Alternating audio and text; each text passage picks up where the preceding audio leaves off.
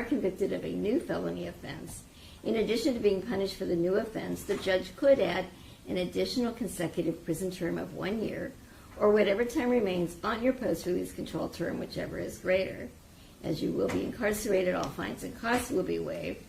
Also, on count 3, the felony of the 5th degree, you may be subject to a period of 2 years possible discretionary post-release control. I also need to notify you of your appellate rights.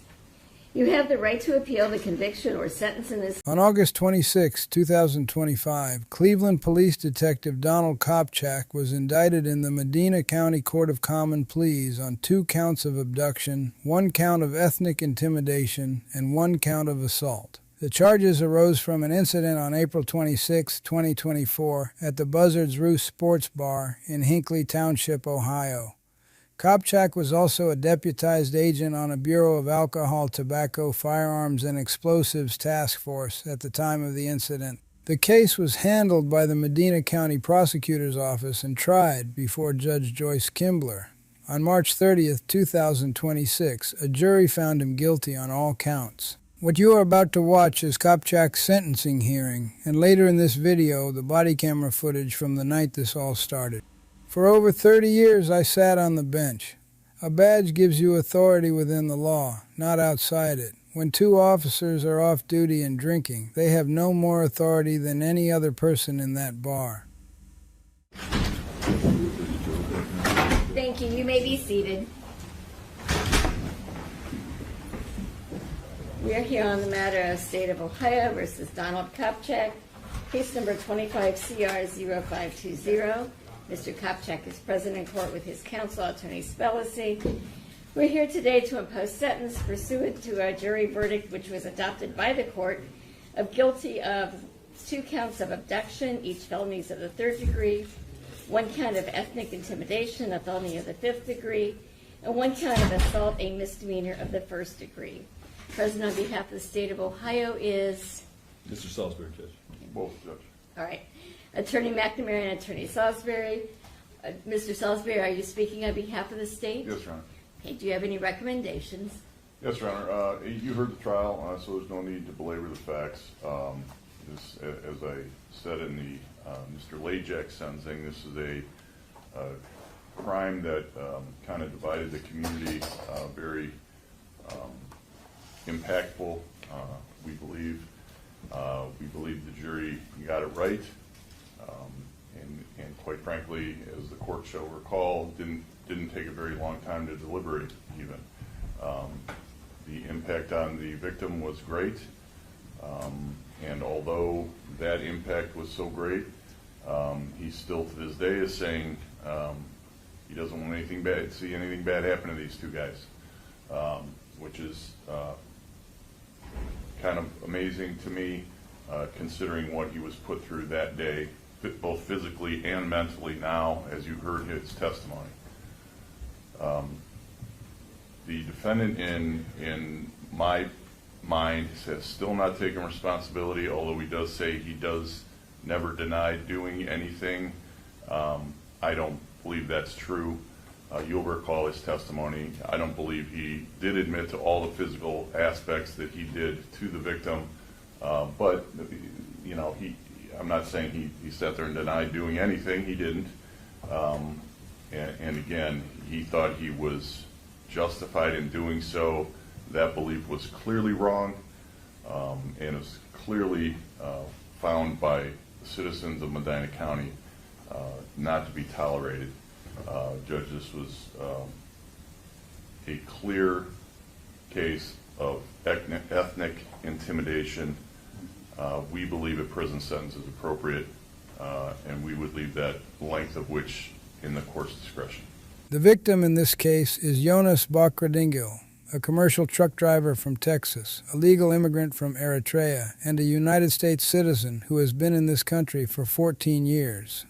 On the night in question, he was at the bar alone, minding his own business before a morning delivery. Kopchak and a second off-duty officer, Daniel Lajak, confronted him, demanded identification, took his wallet and phone, and physically removed him from the bar. Kopchak then pinned him to the ground in a leg lock until police arrived. Under Ohio Revised Code Section 2905.02, abduction occurs when a person, without privilege to do so, removes another from the place where they are found by force, or restrains their liberty under circumstances that create a risk of physical harm. That is exactly what happened here. And under Ohio law, when an offense is committed by reason of the victim's national origin, it is classified as ethnic intimidation, which is what elevates this from a simple assault to a felony.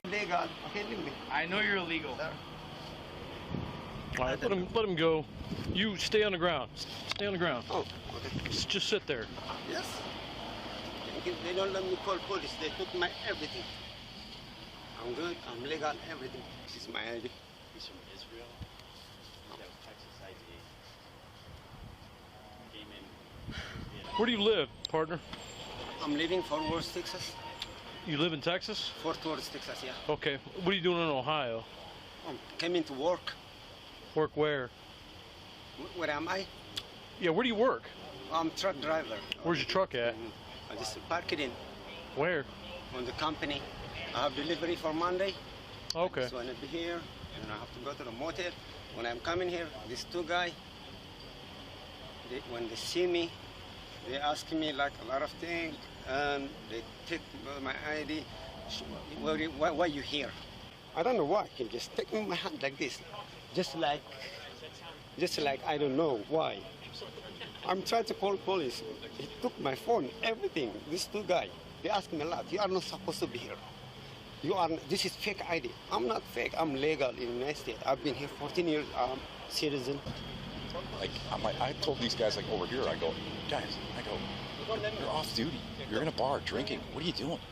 Police were called to the bar for a disturbance and found Kopchak holding a man on the ground in a leg lock. They ran his identification, valid commercial driver's license from Texas, American citizen.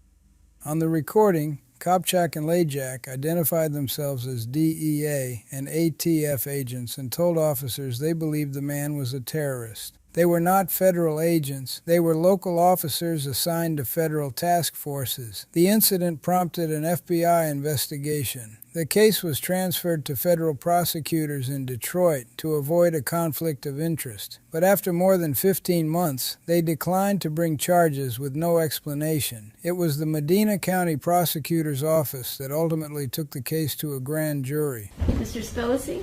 Thank you, Judge. Also with me is Louis Group, Your Honor, and Ms. Hanson is also sitting back there. Judge, obviously I filed a sentencing memorandum with you on June 9th. I believe I'm confident the court got it, read it. There's some great letters attached. I think they describe Don very, very accurately and very well. This is a tragic situation, obviously, for everybody. And I would disagree with Mr. Salisbury that my client he testified to what he did. We can go over the spilt milk, so to speak, but there wasn't a justification instruction. There wasn't an expert report that was submitted. But that's for a different day, Judge. But I think that could have changed the outcome substantially. Judge, I can just say that in the brief, he's a father. He's a good father. He was a coach. He was a good coach. He was a police officer. He was a good police officer. And I think a lot of these people behind me would support those contentions, Judge. He's been in jail 82 days. They have not been an easy 82. I think the pre-sentence report indicates his likelihood of recidivism is at a score of 1. So I don't think that we need to protect the public from him. And I think the odds of this happening again are extremely unlikely. Judge, I think all those things speak to a community control sanction, and that's what we're asking you to do here. Thank you. Thank you. Mr. Kopchak, what would you like to say on your own behalf?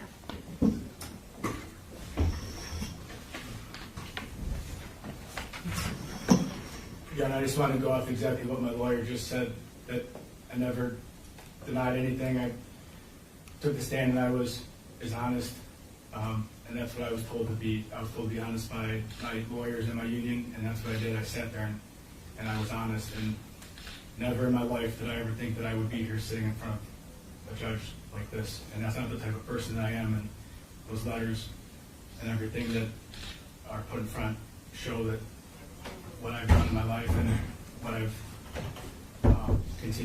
would continue to do when I'm out. And on behalf of my lawyers and everything, they, I was advised to keep this to basically that. Kopchak's attorney asked for community control, essentially probation, pointing to his record as a father, a coach, and a police officer, and a recidivism score of 1, the lowest possible. Judge Kimbler's response was direct. Her focus was not on whether he is a good person, but on his behavior and its impact on the victim. Mr. Bakrdingil testified during the trial that the incident left lasting trauma. He does not sleep well. He does not feel comfortable. And despite everything, the prosecution told the court that he still does not want to see anything bad happen to the men who did this to him. Well, Mr. Kopchak, I have read the sentencing memoranda. I have read all the letters in support. The thing that the letters in support don't discuss is the effect of your behavior on the victim in this matter. And so my focus is not on whether you're a good person, I'm sure you're a fine person, but on your behavior and the impact that that had on the victim. And so after consideration of all the relevant factors set forth in the statute, and also the information contained in the pre-sentence investigation report, it is the sentence of this court that on count 1, a felony of the 3rd degree, you will have 18 months in prison. On count 2, also a felony of the 3rd degree, you will have 18 months in prison. On count 3, a felony of the 5th degree, you will have 10 months in prison. And on the misdemeanor of the 1st degree, you will have 120 days in jail. Your time will run concurrently and not consecutively. Upon your release from prison on counts 1 and 2, you will have a mandatory period of post-release control of between 1 to 3 years at the discretion of the adult parole authority. When this period of post-release control is imposed, if you violate the terms of that supervision, the adult parole authority is authorized to return you to prison for up to 9 months for any single violation, up to a maximum of 50% of your prison term for all violations. If while on post-release control you are convicted of a new felony offense, in addition to being punished for the new offense, the judge could add an additional consecutive prison term of 1 year, or whatever time remains on your post-release control term, whichever is greater. As you will be incarcerated, all fines and costs will be waived. Also, on count 3, the felony of the 5th degree, you may be subject to a period of 2 years possible discretionary post-release control. I also need to notify you of your appellate rights. You have the right to appeal the conviction or sentence in this case. You do that by filing a notice of appeal with the Clerk of Courts for the Court of Common Pleas within 30 days of this sentence. Those sentences run concurrently, meaning he serves all of them at the same time, not one after another. So his actual time behind bars is 18 months. Under Ohio law, the judge could have given him anywhere from 9 months to 36. One more thing, a felony conviction in Ohio means you can no longer carry a firearm. For a police officer, that is the end of a career. His co-defendant, LeJack, took a different path. He pleaded guilty to a reduced charge and received 90 days in county jail. Kopchak went to trial and got 18 months in state prison. I'm going to make an oral motion for a stay of the sentence on behalf of Mr. Kopchak. There are a couple matters with respect to that. For a stay motion, there are basically 2 considerations. The first is the same kind of bond considerations the court would normally consider when releasing somebody pending a trial. I'm going to defer to the court on those. There's already been a personal recognizance bond. If this is granted, that would be appropriate. I have no reason to believe that there's anything that's changed, simply because Mr. Kopchak has been convicted. He's the same person before you. Same family, same considerations. He's not a flight risk. As to whether or not a stay should be granted, the general standard applied by the Court of Appeals across the state of Ohio is whether there's a reasonable argument for appeal. The court referenced numerous times in the transcript, which I've now read in the last couple of days, that there could be an appeal, likely would be an appeal. There were a couple issues. I'm happy to address the specific issues pending appeal if the court would like to get into that, but I think that given all that has happened, it's probably safe to say the court understands the issues from the trial, and we would just say that there are reasonable grounds for appeal. Coming out of today, if the court could issue a ruling on this in writing in the sentencing entry, that could avoid a written motion, but I'm also happy to brief it in writing for the court It's up to the court. Please let me know what the court would prefer from me going forward from here, but that's the motion. And thank you for your time this morning for that. Thank you. Your oral motion is denied. Your client has filed motions with this court in which he has indicated that he would prefer to be in prison rather than remain in the Medina County Jail. And so I am going to grant him his wish and let him go to prison at this time. May I be heard on that, Your Honor? No. Okay, thank you. Thank you. Anything else on behalf of the defendant? No, thanks. Anything else on behalf of the state of Ohio? No, Your Honor. Okay, thank you. We are in recess. After sentencing, the defense asked for a stay pending appeal. Judge Kimbler denied it and told Kopchak that since he had previously filed motions saying he would rather be in prison than remain in the county jail, she was going to grant him his wish. A badge is a responsibility, not a license. If there's a case or courtroom exchange you want me to break down, drop it in the comments below. If this is the kind of breakdown you're here for, like and subscribe so we can keep building a more informed audience.